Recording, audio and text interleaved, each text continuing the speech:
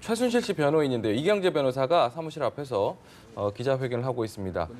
최순실 씨가 주장하는 특검의 강압 수사와 관련된 내용이라고만 지금 현재 알려져 있는데요. 발언을 좀 준비하고 있습니다. 공동 변호인입니다. 어제 오전에 있었던 피고인 최서원의 예기치 못한 행동에 대해서 이 사건에 깊은 관심과 우려를 갖고 계시는 국민 여러분께 변호인의 한 사람으로서 대단히 죄송하게 생각합니다. 그런데 최서원의 그와 같은 행동에는 나름대로 변호인에서 납득할 만한 이유가 있었습니다. 그래서 오늘 이 자리에서는 이에 대해서 비교적 소상하게 말씀을 드리고자 합니다. 특히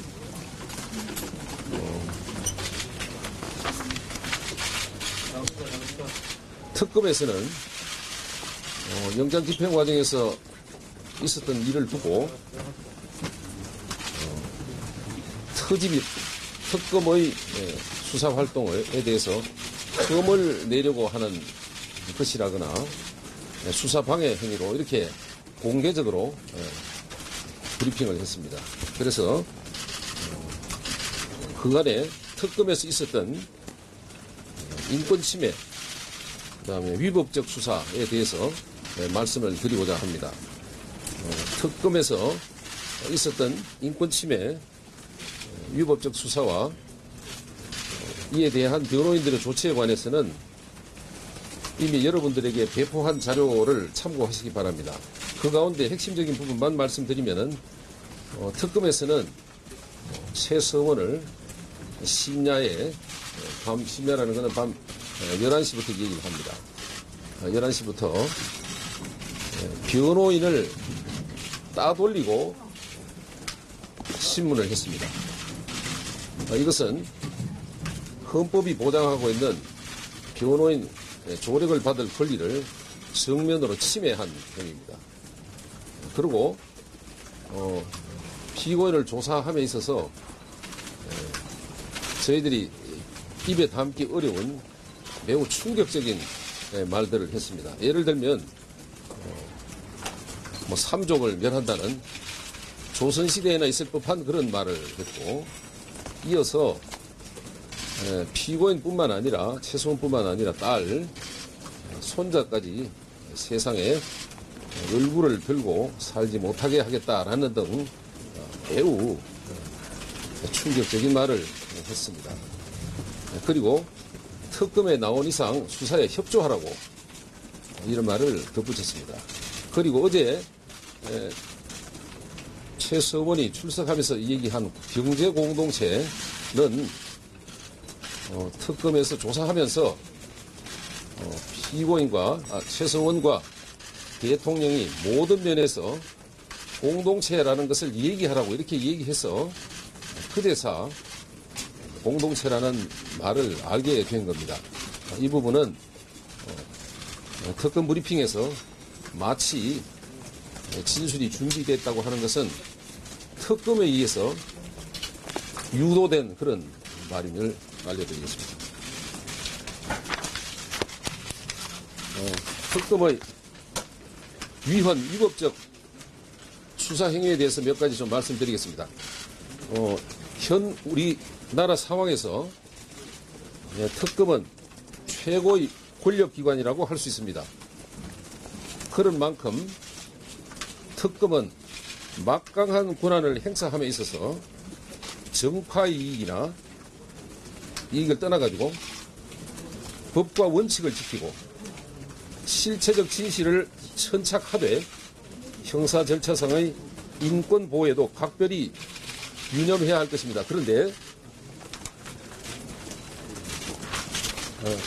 헌법 12조 2항에는 모든 국민은 형사상 자기에게 불리한 진술을 방어당하지 아니하고 변호인의 조력을 받을 권리가 있다고 선언하고 있습니다. 그런데도 특검은 피고인 최서원에 대해서 2016년 12월 24일 22시 40분부터 그 다음 날인 크리스마스 날 12월 25일 01시까지 변호인 일을 따돌리고 구속된 최성원을 신고하였습니다. 이 같은 행위는 특검이 잘 활용하는 직권남용 권리행사 방해죄에 해당합니다.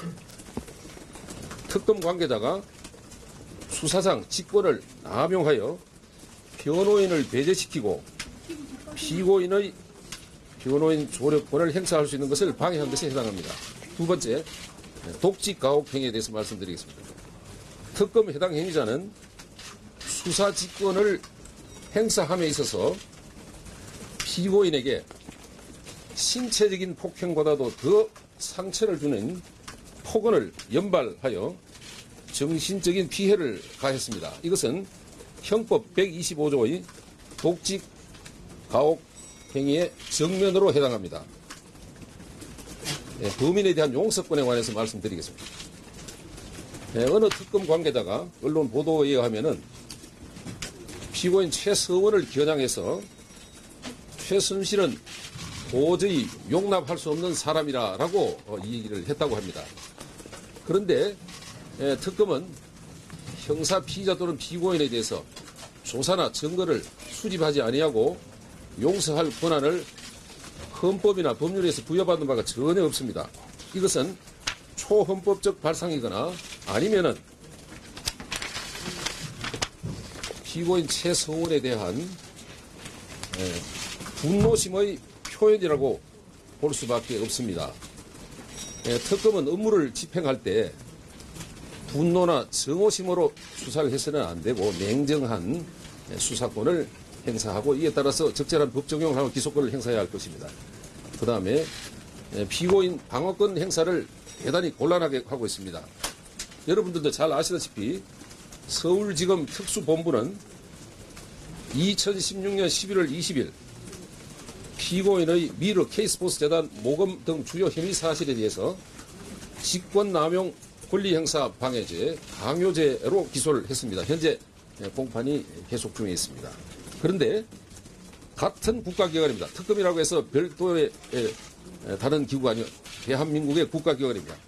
국가기관이고 임시특별기관인 특검이 같은 사안을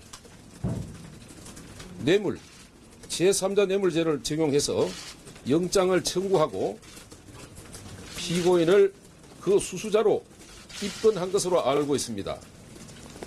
결국 2개월 전 검찰은 수련기업을 피해자, 즉 국가가 보호해야 할 피해자라고 보다가 특검은 2개월 만에 수련기업을 범죄자, 즉 국가가 처단해야 할 대상으로 바꾸었습니다. 양자간 2개월 만에 피해자가 범죄자로 전환한 데 대해서 아무런 설명이 없었습니다. 둘 중 한쪽은 명백히 오류인데 국민에 대해 설명을 하지 않고 있습니다. 피고인 변호인들은 어느 쪽으로도 방어권 준비를 해야 할까 혼란스럽습니다. 법물 전문가가 아닌 국민은 오죽하겠습니까? 이 같은 특검의 태도는 형사사법 체계를 흔들 위험을 가지고 있습니다. 저희 변호인들은 변호사법 제1조에 인권보호 의무가 있다고 이렇게 규정되어 있습니다.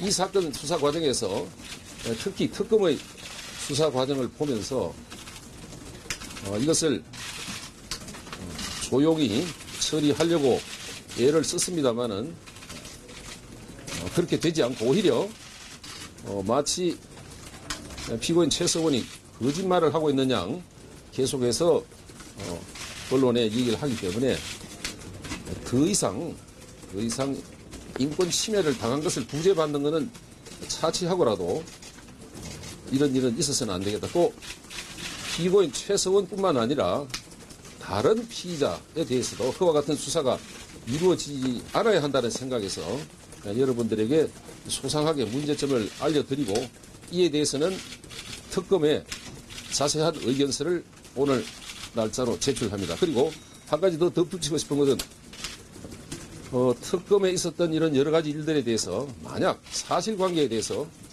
특검이 이 일을 한다면은 제3기관에서 철저히 확인해야 한다고 생각합니다. 그럴 준비를 저희들은 하고 있습니다. 네, 마쳤습니다. 질문은 안 받으십니까? 뭐 질문을 그러면 질문을 한 두 분 정도. 어제 최순실 씨가 이야기했던 부분은 변호인과 상의가 됐던 부분인가 아니면 최 씨가 그냥 자기가 알아서 말씀하신 건가요? 모두에서 말씀드렸는데 저희들이 이런 일을 그러지 않아도 국민들의 지탄이 쏟아지고 있는 저 최성원이 더 이상 무리를 일으키는 데 대해서 굉장히 경계해 왔습니다. 저희들은 예상을 하지 못해서 또 그래서 그런 과정에서 이런 일이 어쨌든 간에 발생하게 돼서 대단히 저 죄송하게 생각하고 있습니다. 사전에 그런 일이 없었습니다. 그 소환 통보를 받았을 때 건강상 이유를 들었는데 당시에는 처음부터 강압 수사를 주장하지 않았던지. 참 이 부분도 그 특검에서 이와 같은 일이 있고 난 연후에 출석할 수 없는 사유에 대해서 오늘과 같은 취지가 담긴 뜻을 불출석 사유서에 기재해 두었습니다. 근데 그것으로 답을 대신하겠습니다. 특검이 그거를 밝히자면 건강상 이유만 됐다는 거죠. 저 불출석 사유서를 보면 다 알 수 있습니다. 판단은. 조직폭행 관련 있던데 이거 형사 고소하실 거예요? 제가 아까 말씀드린 대로 특검이 이와 같은 주장이 수사 방해라고 하거나 아니면은 특검에 대한 흠집을 낸다고 하기 때문에 만약에 지금 사실관계에 대해서 이의를 제기하고 다툼이 있다면 언제든지 제3기관에 의해서 조사하고 확인에 응할 생각입니다. 제3기관이라는 게 어떤 걸 말씀하시는 건가요? 제3기관은 이와 같은 문제에 대해서 조사할 수 있는 권한은 검찰, 그다음에 경찰, 국가인권위원회 세 군데가 있습니다. 이 가운데서 어느 쪽이든지 저희들이 생각을 해야 되는데 그 점은 지금 앞으로 생각을 해보겠습니다. 대통령이 어제 청와대에서 인터넷 방송과 인터뷰를 한 것과 최순실 씨가 어제 호송 도중에 외친 것과 오늘 이경재 그 변호사님께서 기자 인터뷰를 하신 것 이것이 어떤 일맥상통한 설 민심을 겨냥한 게 아니냐는 일각의 그 의혹 제기가 있습니다. 혹시 저 청와대하고 교감이 있으셨습니까? 제가 지금 말씀드리는데요. 오늘 여기 변호인 세 분이 같이 나왔는데 전혀 그렇지 않습니다. 저희들은 이제 변호인의 한 사람이고 변호사로서 직무를 수행하는데 가급적이면은 정치적인 이런 부분하고 연결되는 것을 경계해 보고 있습니다. 그래서 그것은 아니기 때문에 불필요한 오해라든가 이런 부분은 없었으면 합니다. 전혀 그렇지 않습니다. 그 독직행위라는 거는 최순실 씨의 일반적인 주장인가요? 아니면 뭐 어떤 근거를 가지고 계신 게 있나요? 제가 그러면은 한 번 정도 말씀을 좀 드려보겠습니다. 만약에 특검 사무실은 아마 그 CCTV가 촬영되어 있을 겁니다. 녹음 녹화가 될 수 있을 거예요. 그때 있었던 녹음 녹화를 우선 특검에서 공개해야 할 겁니다. 아직까지는 뭐 이렇게 특별하게 이렇게 독직행위가 있었다는 증거 자료나 이런 거에 없다는 말씀이시죠? 최성원 씨 주장 말고는. 최성원 씨 주장을 한두 번 확인한 것이 아닙니다.